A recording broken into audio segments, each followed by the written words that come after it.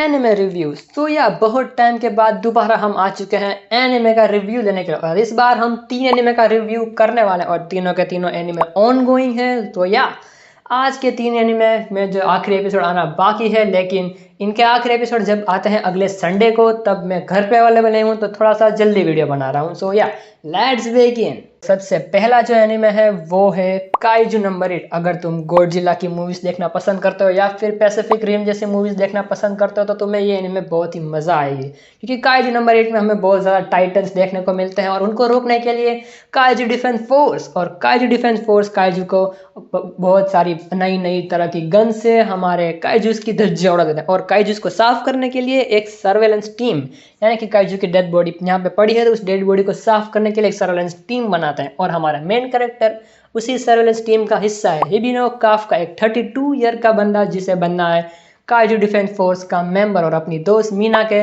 बाजू में खड़े रहकर उसने बहुत सारी काइजूस हराना है, ये उसका सपना तो है। लेकिन मीना इतनी ज़्यादा स्ट्रॉन्ग बन चुकी है जाते जाते कि वो कैप्टन बन चुकी है, और हमारा बंदा जो है वो काइजू की सफाई में ही लगा पड़ा है। तो या हर एनिमे की तरह इस एनिमे भी 3 बंदों का ट्रायो बनने वाला है, जो कि है इचिकावा, हमारी शिनोमिया किकोरू और हमारा मेन कैरेक्टर हिबिनो काफका। और शिनोमिया किकोरू जो है वो एक तरह का बैटल सूट पहनते हैं। वैसे तो जो लोग काइजू डिफेंस फोर्स में आते हैं वो सभी बैटल सूट पहनते हैं, लेकिन जब लोग वो पहली बार बैटल सूट पहनते हैं तो बैटल सूट का पावर करीब 10% से लेकर 12% के बीच में होता है। लेकिन हमारे किकोरू का पावर होता है 55%। वो इसलिए क्योंकि किकोरू का जो डैड है वो स्ट्रॉन्गेस्ट डिफेंस फोर्स मेंबर है, और किकोरू का जो डैड है वो यूज करता है काइजू नंबर 2 का बनाया हुआ एक वेपन। अब देखो, काइजू नंबर 2 को एज अ प्राइड के लिए माना जाता है कि वो काइजू ऐसा था जो बहुत ज़्यादा प्राइड रखता था अपने खिलाफ, मतलब सभी से सामने से हमला करना। तो जब भी इन लोगों ने काइजू नंबर 2 को हरा दिया था, तो उसको हरा कर उसके बॉडी पार्ट्स में से इन लोगों को वेपन बनाते थे ताकि वो दूसरे काइजू से लड़ सके। और ऐसे बहुत सारे वेपन्स बने हैं। एंड या अभी करंटली 11वें एपिसोड में काइजू नंबर 8 और काइजू नंबर 2 की ही फाइट आने वाली है। सो या स्पॉयलर्स मैं नहीं दूंगा तुम्हें, लेकिन या बहुत ज़्यादा मज़ा आने वाला है। और हमारा किकोरू का जो डैड है वो इतना ज़्यादा स्ट्रॉन्ग है, तो अच्छा लगता है कि हमारी जो किकोरू है वो भी स्ट्रॉन्ग हो। एंड या किकोरू बहुत ज़्यादा स्ट्रॉन्ग है, स्पेशली जब उसके लिए स्पेशल एक बैटल एक्स बनाई जाती है, तब बहुत मज़ा आता है एनिमे को देखने में।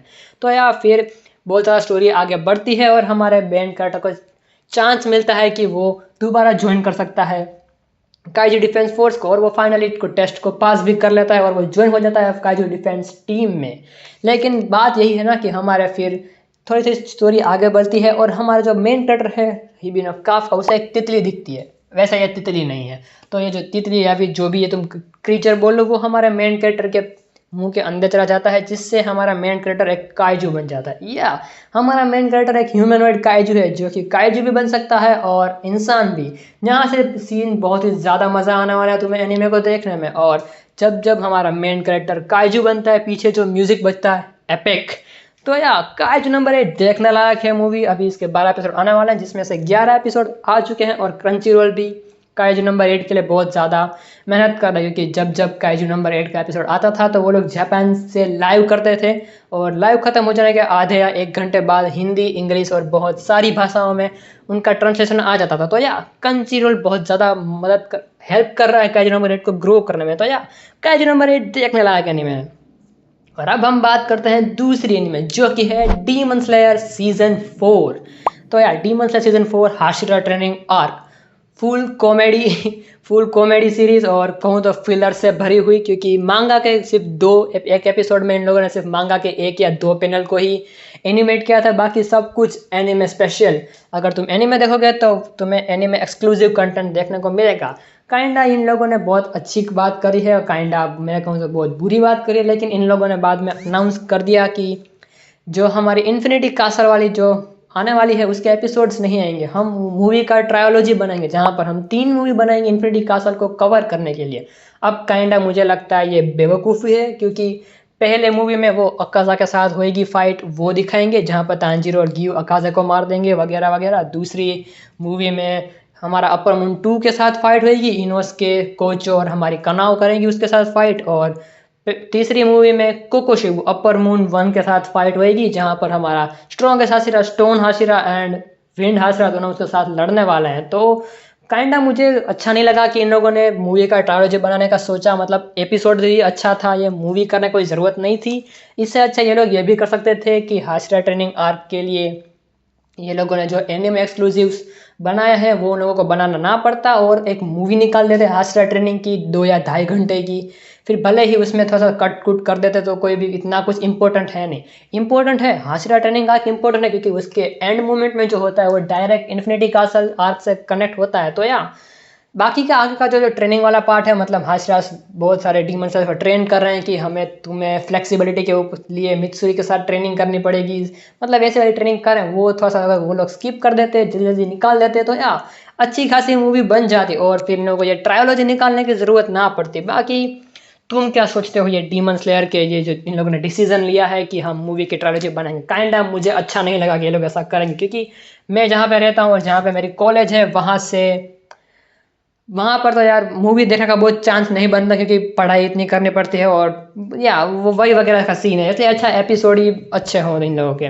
बाकी तुम्हें क्या लगता है कमेंट में ज़रूर बताना। और आज की हमारी तीसरी एंड आखिरी एनिमे का रिव्यू जो कि है मुसोको टेंसेई जॉबलेस रेनकार्नेशन, या ये एक किस्से का एनिमे है और इसका सीज़न 1 और इसका सीज़न 2 का पार्ट 1 जो है इसके ऊपर मैं पहले भी वीडियो बना चुका हूँ, तो तुम उसे देख लेना। और आज वीडियो में हम बात करने वाले हैं इसका सीज़न 2 का पार्ट 2, जहाँ पर हमारा रूडियस जो है उसको सीज़न 2 के पहले पार्ट में जो उसका खड़ा नहीं हो रहा था वो फाइनली सिल्फी की मदद से हो जाता है। एंड या वो दोनों एक हैप्पी लाइफ जीते हैं। तो स्टार्टिंग के 2-3 मूवमेंट एपिसोड बहुत ज़्यादा होलसम आते हैं, मतलब नॉर्मल लाइफ चल रही है बंदे की, अच्छा सा सब कुछ चल रहा है। हमारा जो पॉल है वो नॉन और आयशा दोनों को रूडियस के पास भेज देता है। और स्टार्टिंग में तो जो नॉन थी वो रूडियस से कहीं दूरी रहती थी क्योंकि पता है ना सीज़न 1 में क्या हुआ था उन दोनों के बीच में, तो या इसमें। लेकिन हमारी जो आयशा है वो हमारे रूडियस का एक बड़ा भाई की तरह मानते हैं कि नहीं वो मेरा बड़ा भाई है, वो जो करेगा वो मैं करूँगी। लेकिन या ये बहुत ज़्यादा अच्छी अच्छी मूवमेंट्स हैं, बहुत ज़्यादा देखने को लगे। और अगर मैं एक अच्छी मूवमेंट की बात मेंशन करूं तो या जब हमारी नोर है वो कहती है कि उसे हॉस्टल में रहना है, लेकिन वो उसे रूडियस जो है वो नॉन को कहता है कि तू रह सकती है हॉस्टल में, लेकिन आयशा को मना करता है। तो आयशा कहती है कि क्यों मुझे अलग अलग मुझे कर रहे हो तुम मुझसे, जस्ट बिकॉज कि मेरी मदर वो है कॉन्क्यूबाइन। अब उस वक्त मुझे कॉन्क्यूबाइन का मीनिंग पता नहीं था, ठीक है। जब मैंने गूगल सर्च किया तब पता चला कि भाई कॉन्क्यूबाइन एक बहुत ही ज़्यादा भारी वर्ड है और वो इतनी छोटी बच्ची के मुंह से निकलना, यार कैरेक्टर डेवलपमेंट, बहुत ज़्यादा कैरेक्टर डेवलपमेंट। तो यार तुम्हें पता है मुसोको टेंसेई में कैरेक्टर डेवलपमेंट बहुत ज़्यादा अच्छा होने वाला है। तो या लेकिन हमारा मेन कैरेक्टर हमेशा की तरह डिप्रेशन में चला जाता है क्योंकि सीज़न 2 के एंड में आते आते बहुत ज़्यादा हरकतें हो जाती हैं। मैं तुम्हें नहीं बताने वाला, स्पॉयलर्स मिल जाएंगे तुम लोगों को, लेकिन हाँ बहुत ज़्यादा हरकतें होती हैं। सीज़न 2 का पार्ट 2 की स्टार्टिंग में तो सब कुछ सही होता है, हमारा रूडियस सिल्फ के साथ अच्छा टाइम स्पेंड करता है, इवन दो सिल्फ प्रेग्नेंट भी हो जाती है 2 महीने से, ऐसा हमें बताया गया है। लेकिन बाद में पता चलता है कि हमारा जो पॉल है उसे जेनिथ की लोकेशन मिल चुका है। अब जेनिथ हमारे रूडियस की मदर है जो कि माना डिजास्टर जोन में सब फैमिली अलग अलग हो चुके थे और सिर्फ जेनिथ को ढूंढना बाकी था और जेनिथ फाइनली मिल जाती है। तो या हमारा रूडियस डिसाइड करता है कि वो अपनी माँ को बचाने जाएगा एंड बहुत सारा एडवेंचर करते हैं और बहुत ज़्यादा एडवेंचर्स वो दोनों करते हैं। लेकिन एंड मोमेंट पे यार मैं तुम्हें क्या बताऊं यार क्या हुआ, इसीलिए स्पॉइलर अलर्ट, आगे का जब मैं पार्ट बोलने वाला हूँ उसमें स्पॉयलर्स है तो स्किप कर सकते हो तुम लोग। तो या मैंने तुम्हें वार्निंग दे दी है। तो या इन लोगों ने आई डोंट नो शायद कितना 2200 एपिसोड था, 2200 एपिसोड, पेरेंट्स ऐसा नाम था उस एपिसोड का। उन लोगों ने उस एपिसोड को फादर्स डे के दिन रिलीज़ किया और उस एपिसोड में हमारा जो पॉल है वो हमारे रूडियस को बचाते बचाते मर जाता है। क्यों ऐसा क्यों करना है, मतलब इन लोगों ने परफेक्ट प्लानिंग कर रखी थी कि जब बहुत दुनिया के बहुत सारे देशों में इसी तारीख को फादर्स डे होगा और हम तभी ये एपिसोड रिलीज़ करेंगे।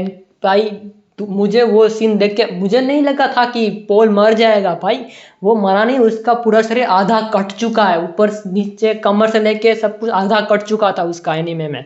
एंड फिर भी वो लोग जेनिथ को रेस्क्यू कर लेते हैं। लेकिन जब जेनिथ पहली बार अपनी आंखें खोलती है, रूडियस, लिलिया और मैं, हम तीनों के तीनों शौक में कि जेनिथ कुछ बोल नहीं सकती, उसका मेमोरी लॉस हो चुकी है और उसे कुछ भी याद नहीं है कि किस तरह से कैसे खाते हैं या फिर कुछ, उसे कुछ भी याद नहीं है। बस वो अपने चेहरे पर एक या दो टाइप के एक्सप्रेशन दिखा सकती है बस।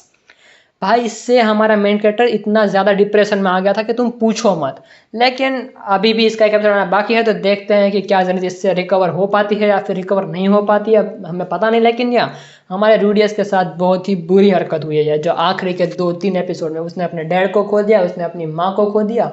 वैसे उसकी माँ जिंदा तो है, लेकिन वो इस स्टेट में है कि उसे, तुम्हें क्या अगर ऐसा कहूँ तो तुम इसे एज अ बोझ की तरह गिन सकते हो मेरे हिसाब से शायद, क्योंकि अभी ना वो कुछ बोल सकती है, ना वो कुछ कर सकती है, और ना ही कुछ और।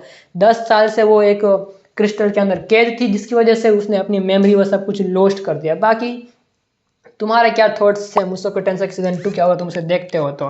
बाकी गाइज ये था आज का एनिमे रिव्यू। हमने तीनों के तीनों एनिमे तुम्हें कैसी लगी मुझे कमेंट में बताना, अगर तुम्हें तीनों के तीनों एनिमे देखी है तो, और अपने थॉट्स भी कमेंट में बताना। बाकी मैं मिलता हूँ तुम्हें दूसरी वीडियो में, till then thanks for watching.